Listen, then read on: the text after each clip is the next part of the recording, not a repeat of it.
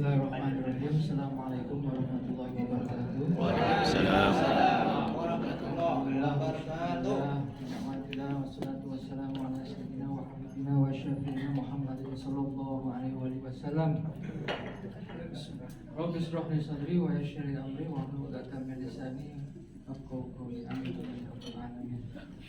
Jadi sambil kita menunggu Bapak-bapak Ibu di setting dulu, karena kita pada sesi kali ini ada simulasi ya, ada demonstrasi. Mungkin nanti ada sedikit saya minta bantuan dari Bapak-bapak atau Ibu yang tadi sudah kita daftarkan untuk mencoba sambil mencoba aplikasi masjid. Nah, sambil menunggu kita berkenalan dulu mungkin. Karena nggak ada slide profile, jadi saya langsung aja saya sampaikan. Nama saya Muhammad Bagir. Saya saat ini membantu Pak Iskandar, mensupport Pak Iskandar di sisi teknologi. Jadi insya Allah saya tidak asing dengan teknologi, khususnya teknologi IT ya. Karena saya sudah hampir 20 tahun, jadi usia saya sekarang hampir 40 tahun itu bergelut di dunia teknologi. Dan alhamdulillah saya sudah berkesempatan juga untuk mencicipi bagaimana berkompetisi di sisi teknologi itu bukan hanya di nasional tapi juga di internasional. Nah, itu semua sudah saya jalani, alhamdulillah. Qadarullah saya diberi kesempatan itu. Dan saya merasa apa yang sudah saya dapatkan sebelum saya berdiri di sini, sebelum saya bertemu dengan Pak Iskandar, itu belum mengisi. Ini saya sambil curhat ya Pak Bu, mohon maaf gitu. Itu belum mengisi apa yang menjadi kebutuhan dari pribadi saya gitu. Jadi mungkin banyak teman-teman sebaya saya atau teman-teman yang profesionalitasnya sama dengan saya bekerja di dunia profesional mungkin mempunyai target yang lain, tapi ternyata saya ditakdirkan Allah itu harus mempunyai tujuan atau misi yang lain. Nah itulah kemudian Allah mempertemukan saya dengan mitra saya, dengan mentor saya juga Pak Iskandar.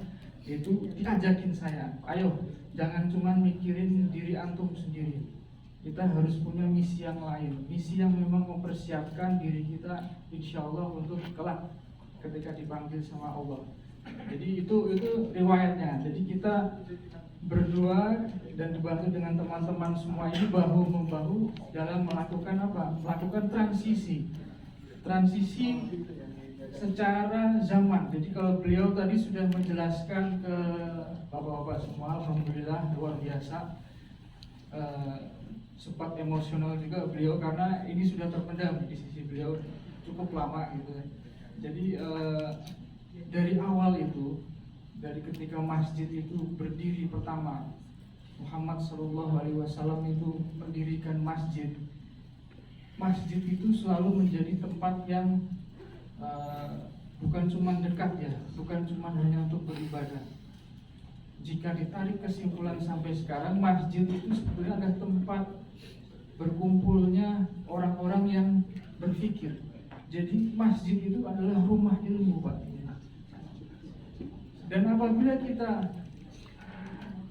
kita runutkan di masjid itu pada zaman itu menarik semua orang-orang yang berilmu, orang-orang yang memiliki kelebihan.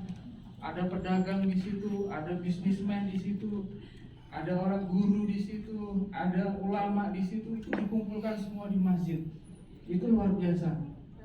Jadi banyak inovasi yang muncul dari masjid. Dan saya yakin termasuk Bank Indonesia itu berawal dari inovasi yang ada dari masjid. Itu silahkan bapak-bapak mungkin percaya atau nggak percaya, tapi saya yakin semua sistem keuangan yang ada di zaman sekarang itu berawal dari masjid. Insya Allah. Nah, sampai sekarang ternyata masjid itu dipreteli. Masjid itu ditarik semua, kemampuannya dalam berinovasi, kemampuannya dalam mengakselerasi perkembangan itu diambil dari masjid. Terima kasih. Terima kasih banyak Mas ya. Jadi nyawa dari masjid itu hilang. Masjid itu hanya sebagai monumen gitu. Jadi kalau saya datang ke masjid itu spiritnya, girohnya itu hanya sebagai monumen peribadatan gitu. Jadi nggak ada bedanya dengan mohon maaf ya dengan kuil kayak gitu. Jadi padahal cita-cita dari Rasulullah ketika mendirikan masjid itu bukan seperti itu. Jadi luar biasa, inovasi karya-karya yang dilahirkan dari masjid itu sangat-sangat dahsyat, sangat-sangat merubah paradigma zaman dan perkembangan zaman sampai sekarang. Oke, nah, kenapa kita berbicara tentang digitalisasi? Ini mohon maaf kalau saya agak teknis ya Pak Bu, karena ini temanya adalah tentang aplikasi, jadi saya harus sedikit mencoba untuk ini menjelaskannya ke Bapak-Bapak Ibu sekalian. Jadi kenapa harus ada digitalisasi masjid? Tadi sedikit cerita, masjid itu adalah tempat berinovasi. Sedikit demi sedikit terkikis hanya menjadi tempat untuk beribadah saja. Kita kehilangan momentum. Jadi kemarin Profesor Mudrik menjelaskan ada industri 1.0, 2.0, 3.0, 4.0, itu masjid kehilangan momentum itu semua. Betul nggak Bapak Ibu sekalian? Padahal seharusnya banyak yang bisa dihasilkan, dikaryakan dari masjid itu. Tapi masjid kehilangan momentum itu. Jadi itu yang kita tangkap dari perjalanan kita, bahwa apa yang menjadi dasar yang ada di masjid itu seharusnya dikembalikan lagi ke masjid. Jadi nggak ke tempat yang lain. Dan alhamdulillah sekarang banyak dari Bapak Ibu sekalian saya mendengar cerita di masjid-masjid Bapak-Bapak atau Ibu itu sudah luar biasa aktif, kehidupan aktif, ada pendidikannya, ada ekonominya dan lain-lain. Itu menggugah semangat kita juga bahwa hal ini sangat-sangatlah dimungkinkan terjadi, insya Allah. Kelak di masa depan itu masjidlah yang akan menjadi pusat peradaban, center of civilization.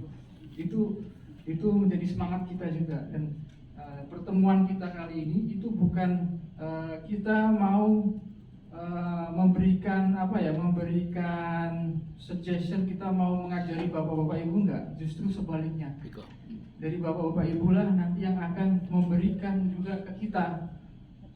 Kita butuh seperti apa untuk menjalankan ini bersama-sama, mengembalikan masjid lagi sebagai pusat peradaban.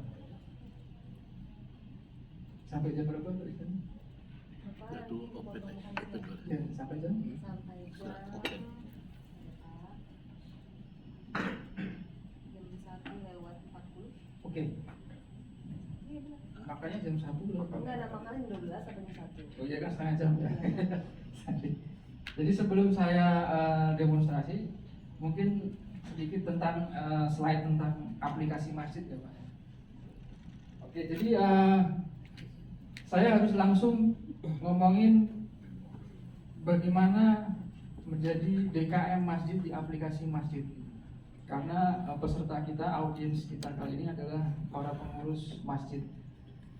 Jadi Pak Iskandar tadi sudah memberikan insight, kemudian dari teman-teman dari BI juga alhamdulillah memberikan insight bahwa, nah itu yang lucu, dari teman-teman BI tadi menjelaskan, mungkin secara pribadi saya melihat bahwa ternyata keuangan sekarang itu nggak